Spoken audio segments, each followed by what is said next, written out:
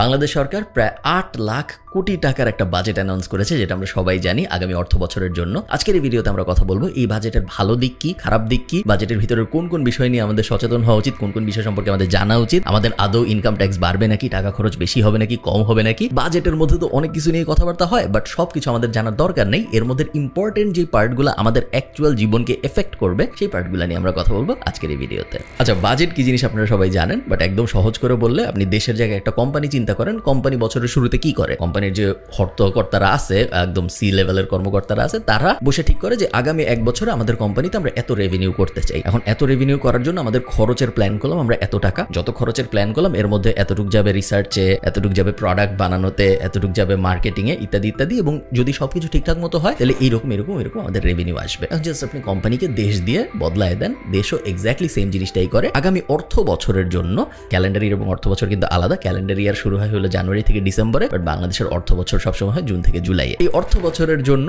আমাদের এত টাকা ইনকাম করতে হবে দেশ চালানোর জন্য। একটা দেশের চলতে এত টাকা লাগবে, ৮ লাখ কোটি টাকা আগামী অর্থ বছরের জন্য। এবং এই ৮ লাখ কোটি টাকা ইনকামের এই উপায় আমাদের, এটাই যে জিনিসটা করা হয়েছে এটাকে বাজেট বলা হয়। সো বেসিক ৮ লাখ কোটি টাকা আমাদের লাগবে আগামী অর্থ বছরে বাংলাদেশকে চালানোর জন্য। এই ৮ লাখ কোটি টাকার মধ্যে প্রায় ৬ লাখ কোটি টাকার একটু কম, 5.4 সামথিং এইটুক হইলো রেভিনিউ হবে। তো আপনারা বুঝতে পারতেছেন আমার ৮ লাখ কোটি টাকা লাগবে দেশ চালানোর জন্য, বাট আগামী এক বছরে আমার ইনকাম হবে আসলে ৫.৫ লাখ কোটি টাকার মতো। সো বাকিটুক ওইটুক যদি আমি না পারি ইনকাম করতে, তাহলে আমি দেশ কিভাবে চালাবো? ওইটুকু আমি লোন নিয়ে চালাবো। সো বাংলাদেশ যখন বাজেট অ্যানাউন্স করে প্রত্যেক বছরই এটা হয়। বাজেটের একটা অংশ থাকে যেটা আমার ন্যাশনাল ইনকাম থেকে হবে, আর আরেকটা অংশ থাকে যেটা আমি লোন নিয়ে পূরণ করব। ন্যাশনাল ইনকামের পার্টটার যে ইনকামটা, ওইটা আসলে আমার আপনার ইনকাম, আমরা যে ট্যাক্স দিই সেই ট্যাক্সের টাকাতেই সরকার চলে। এবং প্রত্যেকবারের বাজেটের মূল যে পার্ট, সো এবারও ৮ লাখ কোটি টাকার বাজেট হয়েছে, তার মধ্যে 5.4 লাখ কোটি টাকার ইনকাম আসবে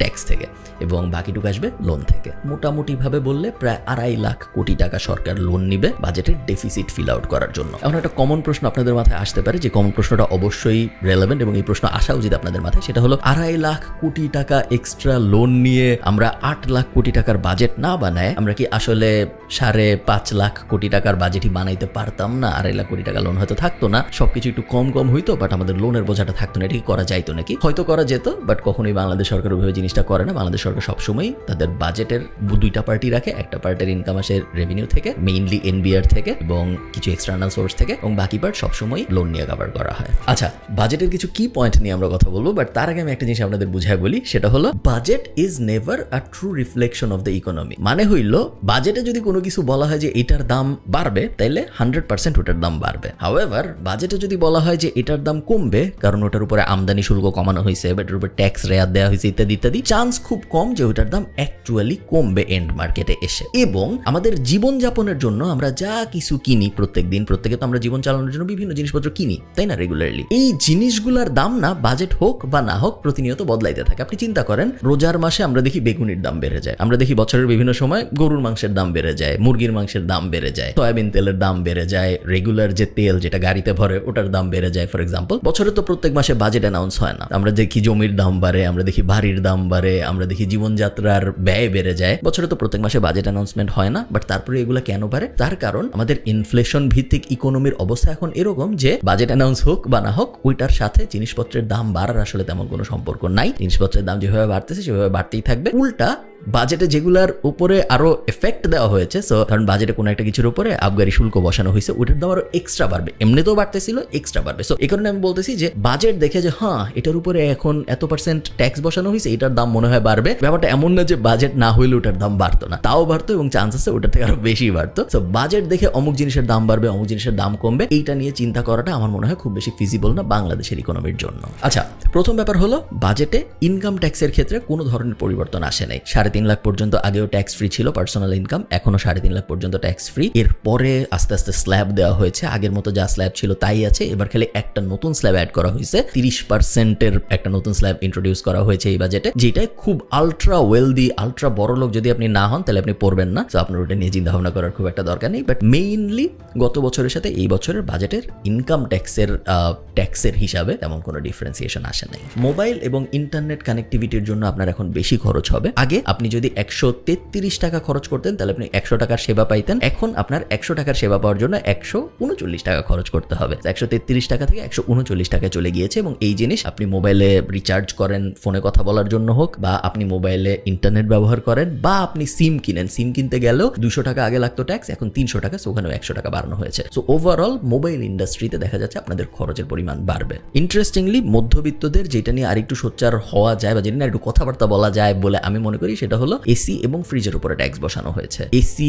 আস্তে আস্তে বাংলাদেশের মধ্যবিত্তদের জন্য কমোডিটি লেভেলে যাওয়া শুরু করতেছে, এখনো যায় নাই বাট আস্তে আস্তে ওই দিকে যাচ্ছে। ফ্রিজ অলরেডি কমোডিটি হয়ে গেছে, সবারই বাসায় মোটামুটি ফ্রিজ আছে। দুইটার ক্ষেত্রেই 5% ট্যাক্স বসানো হয়েছে। সো এসি এবং ফ্রিজ দুই ক্ষেত্রেই আপনার সামনে দাম বাড়বে, এই চান্সই অনেক বেশি। একই সাথে ছোটখাটো কিছু জিনিস যেগুলা আপনি খুব কেয়ারফুল না থাকলে হয়তো নোটিস করবেন না, নোটিস করার মতো জিনিস না, বাট ওগুলোর উপরে অল্প স্বল্প করে ভ্যাট বাড়ানো হয়েছে। যেমন এলইডি বাল্বের ক্ষেত্রে আগে 5% ছিল, এখন 10% করা হয়েছে। টিউব লাইটের ক্ষেত্রে আগে 5% ছিল, এখন 10% করা হয়েছে। ছোটখাটো ইলেকট্রনিক্স ইভেন সিসিটিভির উপরেও বাড়ানো হয়েছে। এখন বেশ আগের প্রায় ডাবল অনেক ক্ষেত্রেই ট্যাক্স ইম্পোজ করা হয়েছে, যেটা এগুলার সবকিছুর দাম গ্যারান্টিড বাড়িয়ে দেবে। আমার ভিডিও যারা দেখেন আপনাদের অনেকেরই কোম্পানি আছে আমি জানি, এবং কোম্পানিদের জন্য একটা মোটামুটি লেভেলের ভালো খবর আছে। সেটা হলো যদি আপনি শেয়ার বাজারে এনলিস্টেড না হন, যদি আপনি পাবলিক কোম্পানি না হন, সেই ক্ষেত্রে আপনার কর্পোরেট ট্যাক্স একটু কমতেছে, 2.5% মতো কমবে, 25% চলে আসবে। বাট এটার একটা ছোট্ট শর্ত আছে। শর্ত হলো 5 লাখ টাকার একক লেনদেন করতে হবে এবং বছরে মিনিমাম 36 লাখ টাকার লেনদেন করতে হবে। এই দুইটা জিনিস যদি আপনি করেন সেই ক্ষেত্রে আপনার ট্যাক্স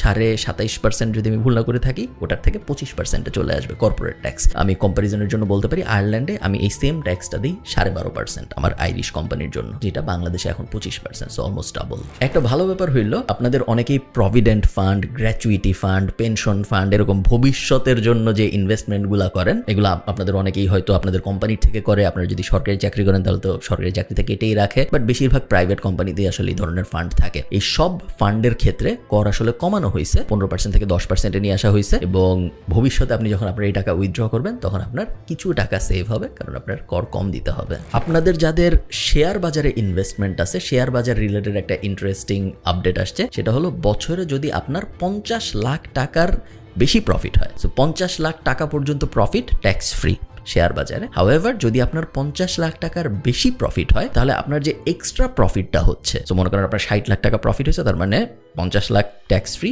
10 লাখ ট্যাক্সেবল। ওই এক্সট্রা 10 লাখের উপরে আপনার 15% কর দিতে হবে, যেটা ইন্টারেস্টিং। আমার মনে হয় না এটা নিয়ে নেগেটিভ কিছু বলার আছে, তার কারণ আপনি 60 লাখ টাকা 50 লাখ টাকার বেশি প্রফিট করতেছেন, সো 50 লাখ টাকার উপরে আপনি যে প্রফিট করতেছেন ওইটার উপরে আপনি ট্যাক্স দিবেন, এটা তেমন কোনো খারাপ ব্যাপার না। আমি দেখেছি অনেক নিউজ পোর্টাল টোল্টার এটা নিয়ে কথাবার্তা বলছে যে শেয়ার বাজারে বিনিয়োগকারীদের মাথায় হাত ইত্যাদি ইত্যাদি, বাট বছরে আপনি যদি 50 লাখ টাকার বেশি প্রফিট করেন শেয়ার মার্কেট থেকে, এবং সেই 50 লাখ টাকার বেশি প্রফিটের উপরে যদি আপনার 15% কর বসে, আমার মনে হয় না ওটা তেমন একটা মেজর ইস্যু। আমি জানি না আপনাদের কি মনে হয়, আপনারা আমাকে কমেন্টে জানান। আমি সবকিছু আয়ারল্যান্ডের সাথে এক্সাম্পল দিয়ে মিলাচ্ছি, তার কারণ এই দুইটা মার্কেটিং আমার বেশ এক্সপিরিয়েন্স আছে। আমি ইন্টারন্যাশনাল শেয়ার কিনি, সো ইন্টারন্যাশনাল শেয়ারে ক্যাপিটাল গেইনস ট্যাক্স 33% আয়ারল্যান্ডে। সো আমার মনে করেন আমি অ্যাপেলের শেয়ার কিনেছিলাম $100, এখন অ্যাপেলের শেয়ারের দাম হয়ে গেছে $200। আমি যদি এখন অ্যাপেলের শেয়ার বেচি, ওই যে $100 আমার লাভ হইলো, ওই $100 $33 আমার আইরিশ সরকারকে দিয়ে দিতে হয়। আমার ভিডিও যারা দেখেন তাদের অনেকেই ফ্রিল্যান্সিং,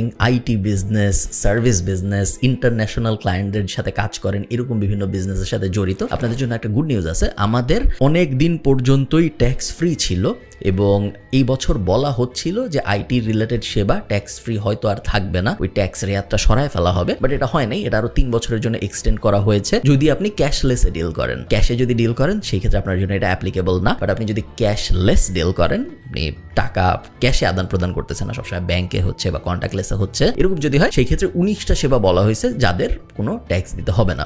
এর মধ্যে ই লার্নিং প্ল্যাটফর্ম থেকে, ফ্রিল্যান্সার থেকে শুরু করে, কল সেন্টার সার্ভিস থেকে শুরু করে, আমি এখানে লিখে রাখছি blockchain based solution, AI based solution. আপনি যদি অ্যাপ বানান, আপনি যদি সফটওয়্যার বানান, আপনি যদি ইন্টারন্যাশনাল ক্লায়েন্টদের জন্য সার্ভিস দেন, আপনি যদি অ্যানিমেশন রিলেটেড কাজকর্ম করেন, বিশাল একটা লিস্ট আছে। যেই লিস্টের কোনোটাই যদি আপনি পড়েন তাহলে আপনার কর্পোরেট ট্যাক্স জিরো। আপনার কিন্তু স্টিল ইনকাম ট্যাক্স দিতে হবে যদি আপনার ইনকাম হয় 3.5 লাখ টাকার বেশি। হাউএভার আপনার কর্পোরেট ট্যাক্স যেটা 25%, ওইটা হয়ে যাবে 0%। ইন্টারেস্টিং একটা জিনিস যেটা আমি শিওর এটা নিয়ে সবাই কথা বলবে, সেটা হলো মুঠোফোন। আপনি যদি বিদেশ থেকে ফোন নিয়ে যান বাংলাদেশে, প্রথম 2টা ফোন, সো আপনার সাথে 2টা ফোন থাকতে পারবে ট্যাক্স ফ্রি। থার্ড যে ফোনটা আপনি নিয়ে যাবেন, সো আপনি মনে করেন 3টা ফোন নিয়ে গেলেন বাংলাদেশে, থার্ড যে ফোনটা, ওই ফোনের দামের ওপর, সো ওই ফোনের ক্রয় মূল্য মূল্যের উপরে আপনার ট্যাক্স দিতে হবে এবং ওই ফোনের দাম যদি হয় 30,000 টাকা আপ টু 30,000 টাকা তাহলে আপনার 5,000 টাকা ট্যাক্স দিতে হবে এয়ারপোর্টে যখন আপনি নামবেন তখন। যদি দাম হয় 30,000 থেকে 60,000 টাকা তাহলে 10,000 টাকা দিতে হবে ট্যাক্স এবং যদি 60,000 টাকার বেশি হয় তাহলে 25,000 টাকা হবে ট্যাক্স। সো মনে করেন আপনি 3টা ফোন নিয়ে বাংলাদেশ এয়ারপোর্টে নামছেন আজকে, এই 3টা ফোনের মধ্যে থার্ড ফোনটা হইলো একটা আইফোনের দাম সাধারণত 1 লাখ টাকার বেশি হয় আমি যদি ভুল না করে থাকি, এবং যদি তাই হয় তাহলে বাংলাদেশ এয়ারপোর্টে নামার পরে আপনার ওই থার্ড ফোনটার জন্য 25,000 টাকা ট্যাক্স দিতে হবে। আয়কর রিটার্ন নিয়ে প্রত্যেক বছরই আগের বছর থেকে অনেক বেশি সিরিয়াস হচ্ছে সরকার এবং এটা খুব একটা খারাপ ব্যাপার না। আয়কর রিটার্ন নিয়ে সিরিয়াস হওয়া উচিত, কারণ না হলে যেহেতু সরকারের মেইন ইনকাম সোর্সই আসলে আয়কর, সো আয়কর ইনকাম করা নিয়ে যদি সরকার সিরিয়াস না হয়, এনবিআর যদি সিরিয়াস না হয় তাহলে ইনকামও তো করতে পারবে না। এমনিতেও বাংলাদেশের বেশিরভাগ মানুষের এখনো মেন্টালিটি হলো ট্যাক্স যত কম দেওয়া যায়, তো ওই মেন্টালিটি থেকে আস্তে আস্তে শিফট করানোর জন্য সরকার বিভিন্ন সময় বিভিন্ন জিনিস করতেছে। আপনারা জানেন যে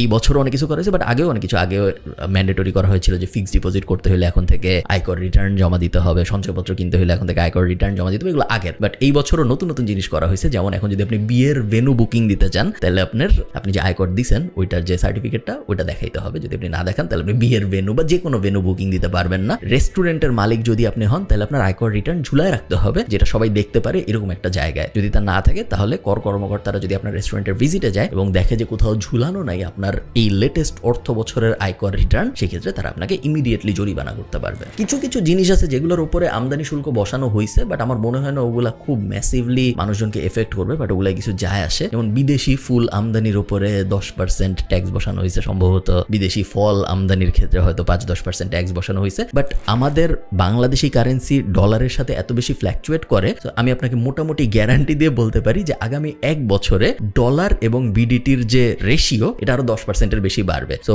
আজকে যদি $1 সমান 100 টাকা থাকে, 1 বছরের মধ্যে $1 সমান 110 টাকা হয়ে যাবে বা তার বেশিও হইতে পারে। এটা যদি সত্যি হয়, ডলার এগেইনস্টে বিডিটি রেশিও যদি 10%-এর বেশি ফ্ল্যাকচুয়েট করে, সেই ক্ষেত্রে ওই ফুল আমদানির ক্ষেত্রে 5% বসাইছে বা বিদেশ থেকে যে কোনো কিছু আমদানির ক্ষেত্রে 5% না 7% না 8% গুলো খুব একটা ম্যাটার করে না, তার কারণ ডিভ্যালুয়েশনের কারণে এমনিতেই এর থেকে অনেক বেশি ক্ষতি হচ্ছে। আপনারা don't get me wrong, matter করে, বাট আমি জাস্ট বলতেছি যে বাইরের ম্যাক্রো স্কেলে আরো বড় প্লেয়ার আছে, তো ওই করের ইম্পোজটা অত বেশি নেগেটিভলি এফেক্ট করবে না যখন অলরেডি আমার এত ক্ষতি হইতেছে। প্লাস বিদেশি ফল আমি ঠিক জানি না এগুলোর কনজিউমার অত বেশি নাকি না, বাট এই রিলেটেড বিজনেস যদি আপনার থাকে আপনার এই ব্যাপারটা নিয়ে একটু ঘাটাঘাটি করা উচিত। এটা আমি জাস্ট 2টা এক্সাম্পল দিলাম, এরকম অনেকগুলো আছে যেগুলো আমার মনে হয়েছে অনেক মাইনর ব্যাপার, বাট আপনার যদি অবভিয়াসলি ওই ইন্ডাস্ট্রিতে বিজনেস থাকে তাহলে আপনার জন্য এটা অনেক মেজর একটা ব্যাপার, আপনার ওগুলো ঘেটে দেখা উচিত।